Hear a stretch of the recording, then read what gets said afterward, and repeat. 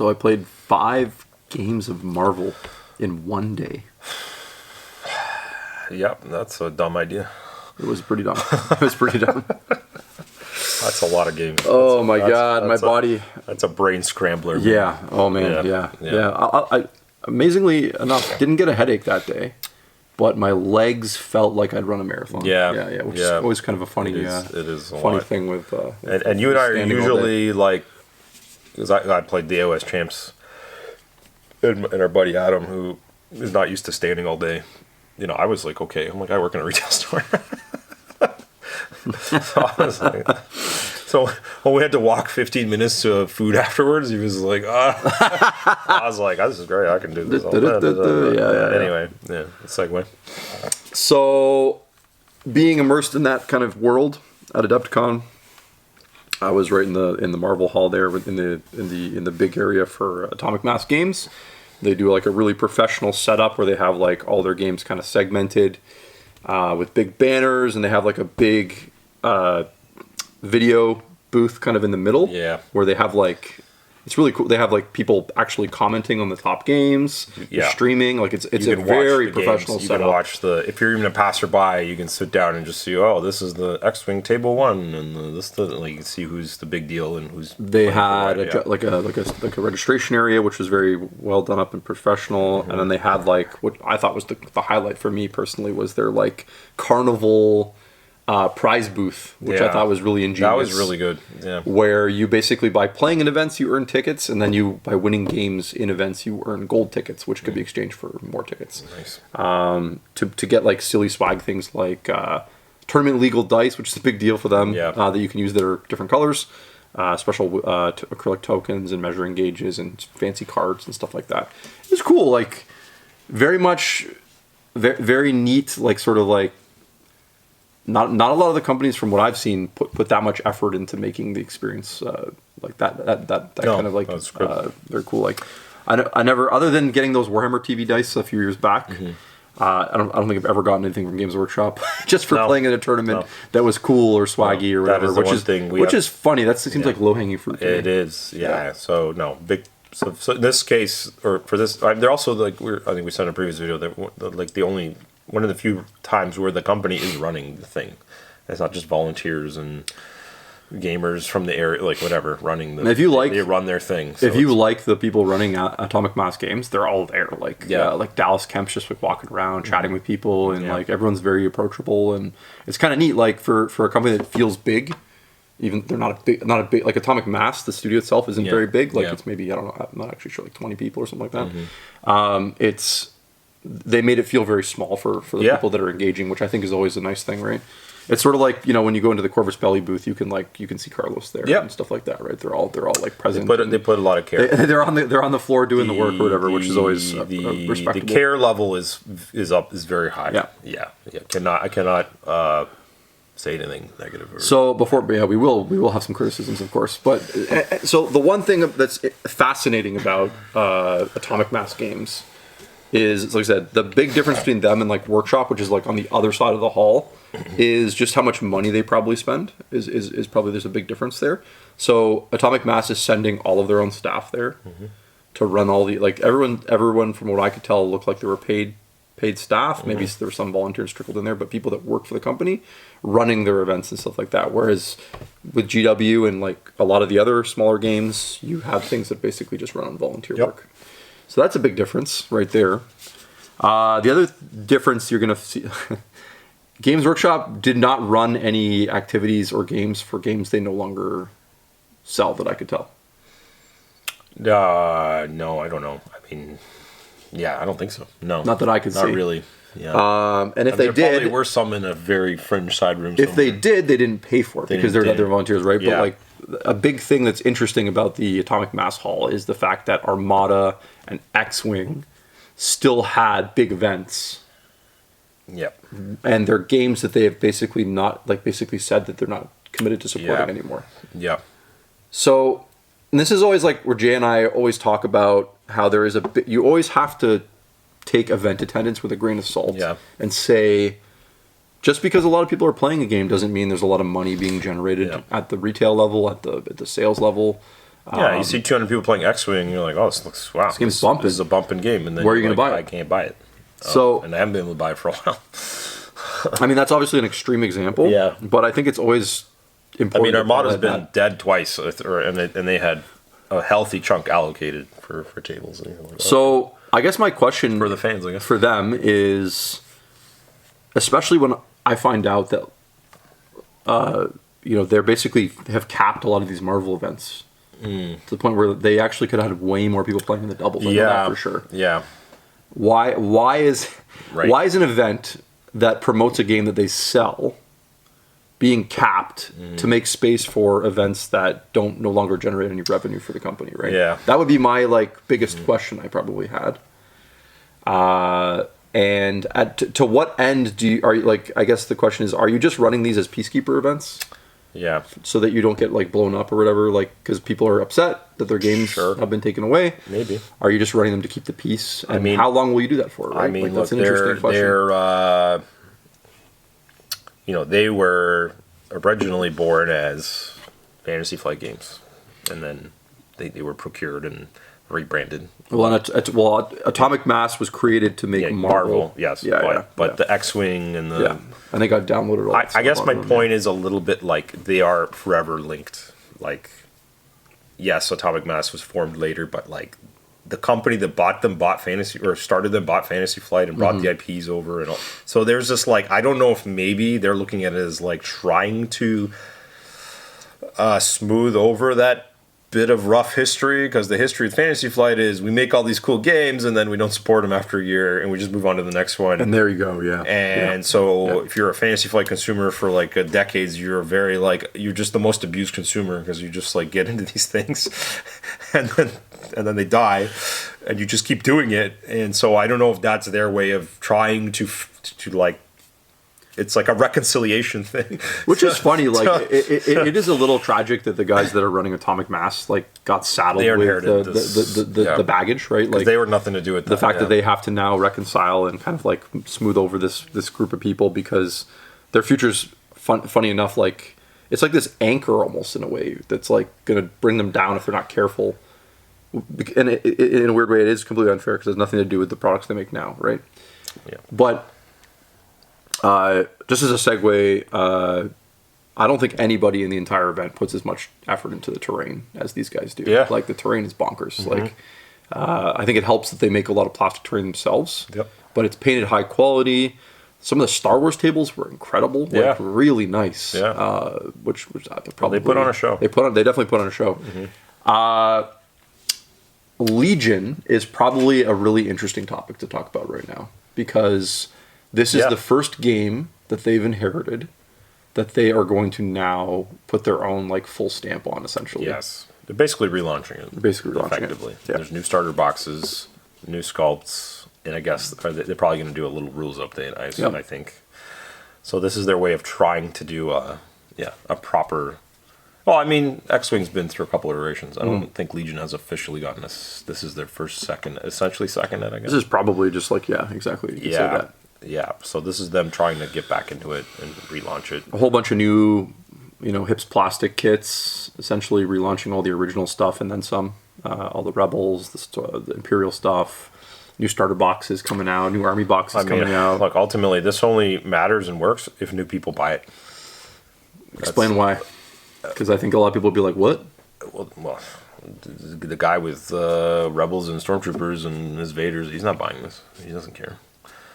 He may not buy a single one, even if it's. And I know they're supposed to be priced really well too. I think that the pricing is aggressive. I think they're generally going to be more expensive, but you get twice as much stuff. Sure. Yeah, which is a really solid thing. Yeah. But you're absolutely right. And you can make fun of Skaven Tide, but they can put new models in those boxes. How do we know? Yeah. How do we know this? Because we've seen it for 20 years professionally. Yeah. I've seen this happen for 20 years. This is a reason why Games Workshop. This is why they do things like Primaris. Yes. It's why originally they folded on Warhammer Fantasy Battles. Because they found that the sales being generated from re-releasing the same units in Warhammer tomes wasn't necessarily leading everybody to come out of the all the Wood Elf players would come out. I saw it 15 years ago or whatever. Yeah. Hey, I'm here to get my new Wood Elf book. oh, do you want any of the new beautiful kits? No, I already have everything. Yeah. It's like, oh, okay. So, I mean, they learned the lesson a little late, and they started to make, one of the cool innovations was like a hybrid kit. So, like, if they redid a kit, they would also make it, like, usable as a second option. Yeah. And that was kind of a cool way to kind of get around that. Yeah. But even more aggressively later on, Games Workshop was like, we'll just make brand new units and ignore the old ones entirely, essentially, right? So, you know, Guild Ball's a famous story of this, right? For a company not understanding this dynamic, when they attempted to kind of save things by relaunching the original two unit, the Butchers and the Masons, I think, in the board game plastic as opposed to the metal, they did it as a crowdfunding thing. Right. Essentially asking the community to buy back into it.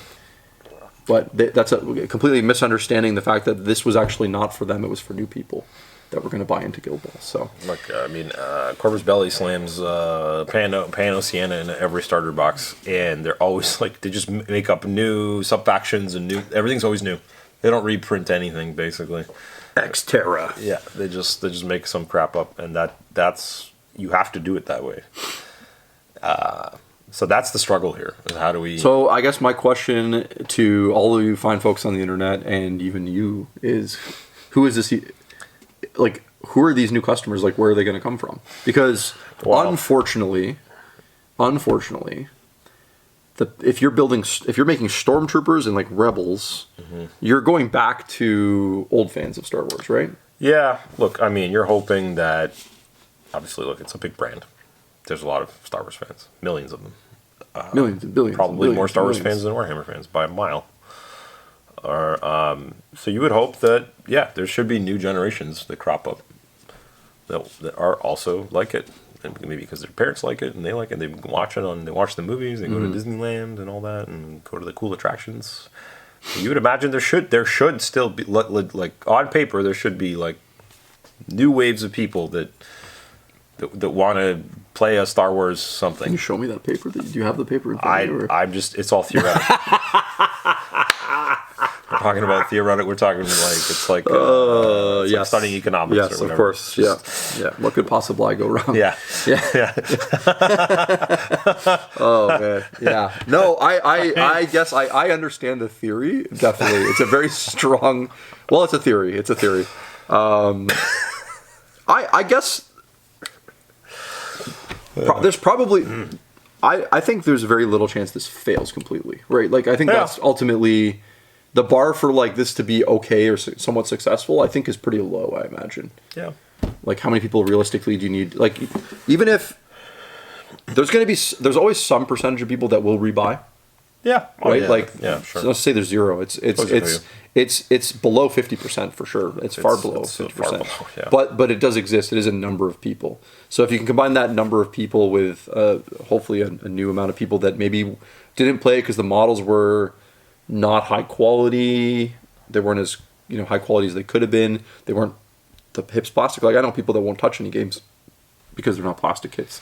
So that could be a big thing.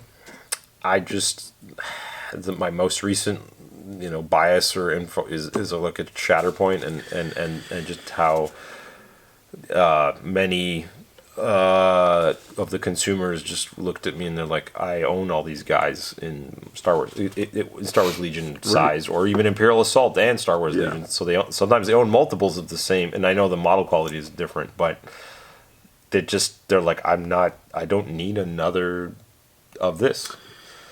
That's a good point. Because the reprint isn't, at least the Primaris is like different enough. It's not just a bigger Space Marine. They made up new units and new rules and like new lore and all that. Here it's just kind of just a higher fidelity of the thing. And those guys, I don't know. It's gonna be a struggle to see. I mean, if the rule set is such changes, like this is where maybe I don't know if it would work. Maybe it would backfire spectacularly if they like changed the rules enough that you almost had to buy the new thing because like the loadouts of the squads is completely different and the equipment they bring is different and the rule cards are different. So then you're kind of like, well, okay, I need the new rules anyway, and these new models look pretty cool. Maybe it's kind of win-win. But obviously, you split people into two more like more separated because then you have the guy who's like, nope, You're just money grabbing. I hate you. I don't want a new edition. Damn your company that's trying to stay Screw alive. you, I'm leaving. But that guy's not spending any money anymore anyway. He wasn't, yeah. So you kind of have to. This is like Games Workshop's kind of mastered this, and people forget that you have to do the controlled burn, the forest fire burn. You do, yeah. So that you could let new things live. People again. don't like to hear that, but Yeah. and the thing is like that customer that's not a customer anymore, and this means they're not actively purchasing new things, doesn't need to take offense to that. Like you've got a complete game already. You can keep playing what you like. Just because the company doesn't want to update your models for free anymore, right? I think you just have to understand that a modern company needs to keep making money, right? Like rent is every month. We always say that. Like, oh, it's rent time again, right? Like you need to make some money this month too. So it is a good question. Like who's actually going to buy this? Are there enough people to buy back into this? Shatterpoint was kind of a bit telling that maybe people were burning out on the IP a little bit. Yeah. And they made the models are so good.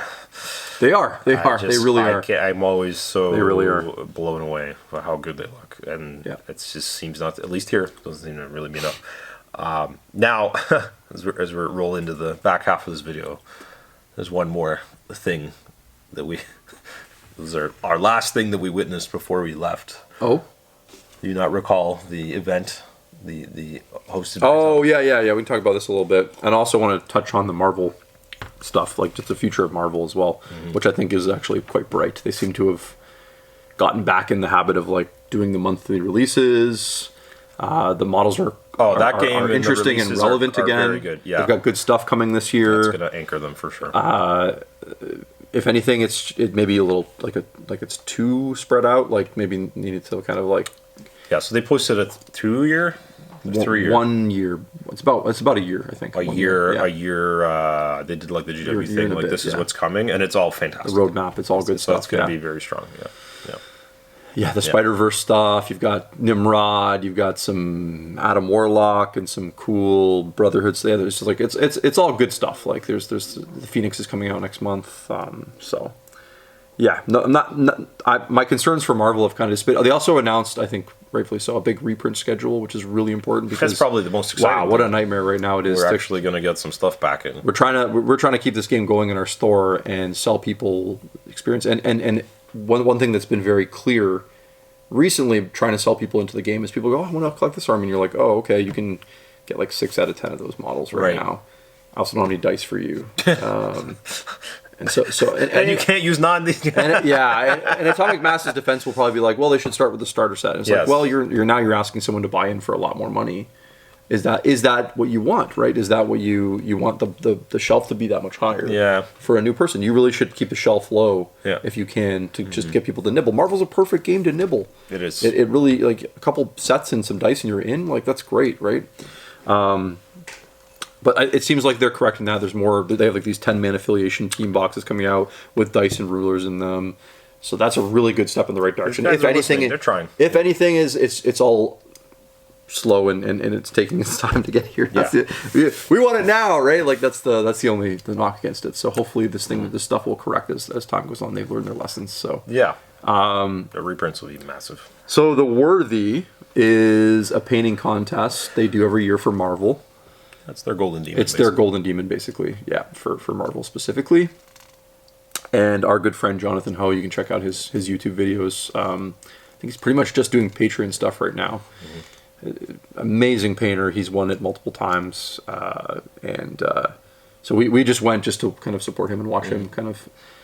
And the thing, maybe you tell the story, but the thing that kind of stunned us is how short the ceremony was. So everything we said about how professional the gaming thing was. Yeah. And then how just like ad hoc, blah, not organized the presentation for that is, and that's all. I don't know if they were just having a bad day or it's the very end of the con and everyone's exhausted. Tired, yeah. But that was a little unfortunate. So I have to comment just because we were all like, really? Oh no! And neither of us entered anything, so we're not sour. We're not sour. I didn't get anything. We didn't enter anything. The entries were very nice. They always are.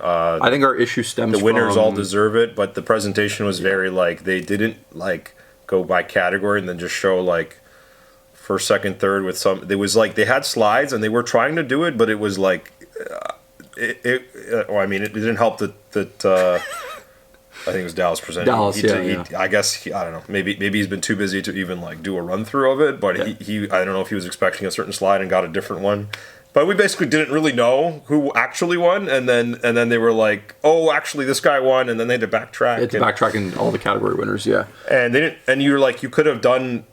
They kind of were like, it's like they had their own auditorium. They probably had it for like at least an hour. Like they could have taken a moment to like just maybe even just quickly show some other like commendeds, and here's some of the other stuff, and then here's the grand winners, and make it a little bit like they just kind of like it was as if a guy was like, oh, I have 2 minutes to shove this out, and then that's it. I think the mistake made, like you said, was not highlighting all the entrants, especially when you only have like 40 entries. Like it's not Golden Demon where like the quality is very good, but you have to like if you want to grow this, you got to like make sure everyone feels is like, oh, I mattered in this thing. A lot of people running events forget that. Especially painting. Events are for the people that entered them, right? Yeah. They're for every person who paid the money. And the goal of the event is to grow the event, to make it bigger, make people come back. It's not, it's like, I know a lot of people want, some people that are into the events want the event just to be for the people that win. Like, it's all about celebrating the winner and that sort of thing. Like, it's funny things, even sports isn't like that. Yeah. You know what I mean? Like, you get more than just the winner. You get an experience. You get, all sorts of other things. Anyways, my point is, I think I would like to see, like a lot of other painting shows that you go to, just even a brief, like, on the screen, here's all the bronzes. Yeah. This person, this person, this person. Show their work, because that person probably spent a lot of time working on that. Yeah, they give away, like, third seconds and whatever, and then they just kind of just quickly showed some like these are the winners, but it wasn't. I don't know. There wasn't a really good description. I know. You and I, we had no idea who actually won and what. It was just. Yeah. I could see the thing and be like, well, I mean, I saw a lot of them in the cabinet, and we were like, this is gonna win. This is gonna win. Yeah. But like, anyway, so that was the only like a little bit too bad thing. So I don't know. Hopefully, it's a little better next year. I don't really know. Just in the spirit of what they're trying to accomplish, which I know they literally said that at the beginning, is like it's about growing the hobby and showcasing all the talent in the community. I always think, especially at our level and even at the highest level, it's about individuals showing their best, like their progressions and stuff like that, right? So our favorite memories of like Sword and Brush, which are like a con that we've run up here in Toronto. Is when you see someone like who's brand new to painting, who brings a model out for the first time and is so happy they finished it and it looks good because they pushed themselves, and then they come back the next year and they get a bronze or something and they're so stoked, like they just won the Olympics. And like if you're not celebrating the victories, those personal victories, at every level of competition, I think you're missing out on why you're doing it in the first place. Painting is like of all the things too, because it is so like nebulous sometimes. There's like the like different biases, approaches, what people think, what the competition's like that year. You have some, it's like some years that same model does better than other years, and and so how subjective it is. Like you need those little like things. It's really massive. It's really easy to crush someone because at least in a sport, it's very black and white. You're like, well, I missed this shot and I didn't score, so we lost. It's like, okay, I get it.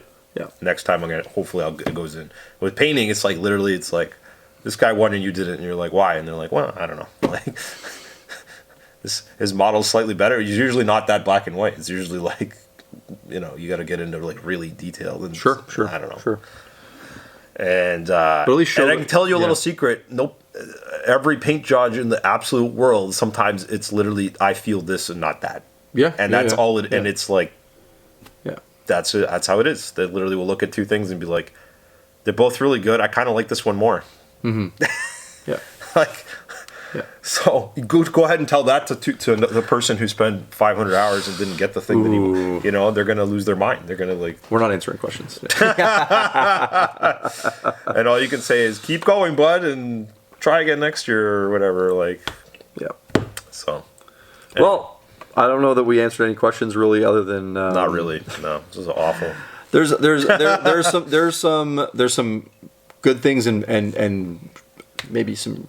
I think if you're a fan of the Atomic Mass games, you're excited right now because there's a whole bunch of new stuff coming out. Yep. And if you're not, then maybe there's nothing really that's going to pull you in this year. I don't know. Is there anything that they are releasing this year that's going to pull you in? I guess they're hoping. I mean, I guess all I could. Well, I was going to say, if you're on the fence about Marvel, this is another good window. Because if there's reprints and new stuff and good stuff coming, and maybe you can jump in and not feel like you can't source like a half the cool stuff you want. Exactly. That's been a bit of a problem. It's literally handicapping the game a little sometimes. For us here at the store, we've been in there since the start, and the game's had a bit of a roller coaster. But every time there's like cool new stuff coming in a good amount, there's always a bump, and people are playing again and excited again. It's like oh my god, what a no brainer! Like you guys just and you don't have to like shove it out really fast and then nothing. If you just a little bit every month, that's all it takes. So totally. Yeah. Well, what do you guys think about, for those of you that attended, what did you think of Atomic Mass games? Are you personally collecting any of them right now? Are you excited about the new Legion? What Marvel Crisis Protocol things are you excited about? Shatterpoint, etc., etc. If you like these kind of videos, you can check them out a couple times a week. You can support us on Patreon if you'd like to see some exclusive content starting at the end of April. Thanks. Until next time.